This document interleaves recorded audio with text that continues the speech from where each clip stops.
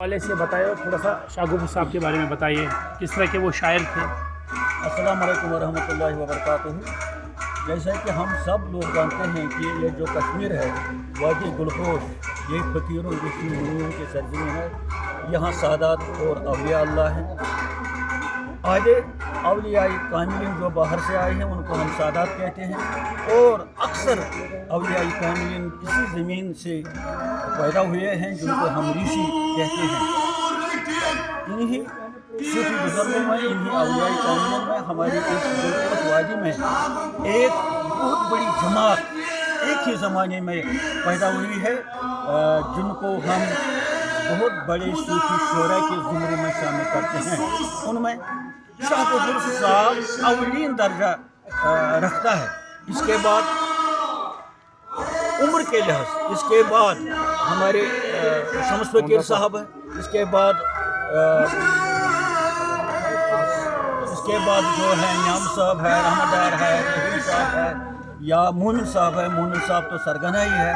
بہرحال آج جس سرزمین پر ہم اس وقت موجود ہیں وہ چھون کا گاؤں ہے، جو مفصلی بڑگام نزدیکی ایک گاؤں ہے۔ اسی گاؤں میں ہمارے یہ شاہ گفر صاحب تشریف رکھے ہوئے ہیں، اور اس کا خاندان بھی یہاں بسا ہوا ہے آج بھی، اور آدھے لوگ سری نگر صدر بل میں بھی اس وقت موجود ہیں۔ تو بہرحال جہاں تک شاہ گفر صاحب کی شاعری کا تعلق ہے، تصوف کا تعلق ہے، یہ ان بڑے صوفی شاعروں میں گنا جاتا ہے جن کا نام بہت ہی ادب و احترام کے ساتھ لیا جاتا ہے۔ یہ تصوف کے سلسلے میں ہم وسط کا قائل ہے۔ ہم وسط کا معنی ہے کہ وحدت الوجود، وحدت الوجود کا معنی ہے کہ ہر جگہ اور ہر شے میں ذات حق موجود ہے، جس کو قرآن مجید میں فَإِنَّمَا تَوَلُّوا فَثَمَّ وَجْهُ اللّہ، یہ شاہ گفر صاحب اس ضمن میں فرماتے ہیں: گہوس اطلاس لگت شاہ، گہو اوس اطلاس لگت شاہ، گہو اوس درویش پورت گنہ۔ یعنی ایک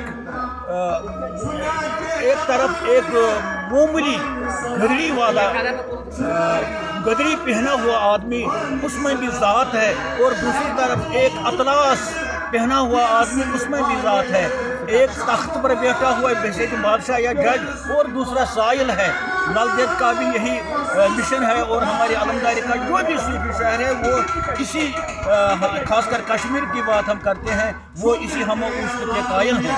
اس شاہ گفر صاحب کے کلام کی ایک اور بڑی خصوصیت یہ ہے کہ اس میں شاستر کا اثر بہت زیادہ ہے۔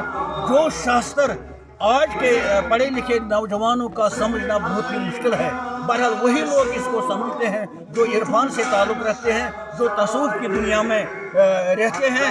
ہمیں امید ہے کہ آج کا دن ہمارے لیے، خاص کر اعتقاد والوں کے لیے، ان روحانی بزرگوں کے لیے، روحانی جوانوں کے لیے، روحانی ہمشیروں کے لیے، ہماری ماؤں کے لیے، ہمارے بچے بچیوں کے لیے خیر سگالی کا پیغام لے کر آیا ہے۔